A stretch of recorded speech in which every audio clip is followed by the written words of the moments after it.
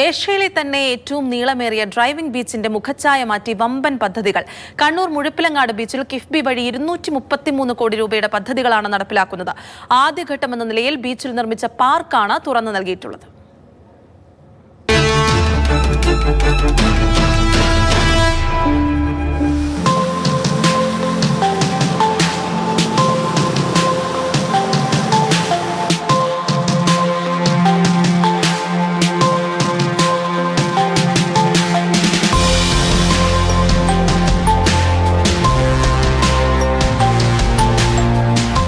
അന്താരാഷ്ട്ര നിലവാരത്തിലേക്ക് ഉയരുകയാണ് മുഴപ്പിലങ്ങാട് ഡ്രൈവിംഗ് ബീച്ച്.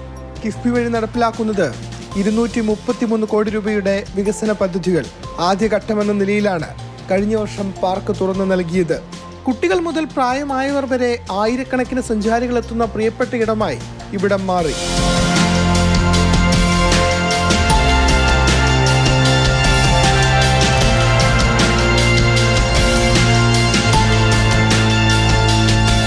കുട്ടികൾക്ക് കളിക്കാനുള്ള സൗകര്യങ്ങളും വാക്ക് വേയുമാണ് നിലവിലുള്ളത്. 4 കിലോമീറ്ററോളമാണ് വാക്ക് വേയുടെ നീളം.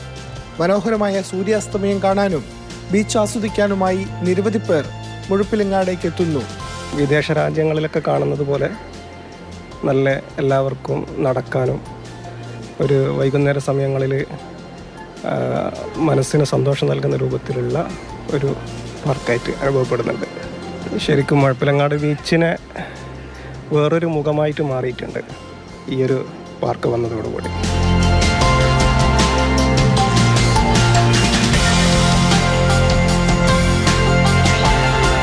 ഗൾഫിലൊക്കെയാണ് ഇങ്ങനത്തെ ഒരു നീറ്റായിട്ടുള്ളൊരു മെയിൻറ്റൈൻ ആയിട്ടുള്ളൊരു ബീച്ച് കണ്ടിട്ടുള്ളൂ. എല്ലാവർക്കും ഫാമിലിക്കും കുട്ടികൾക്കും എല്ലാവർക്കും ഒക്കെ എൻജോയ് ചെയ്യാൻ പറ്റിയൊരു അടിപൊളി സ്ഥലമാണ്.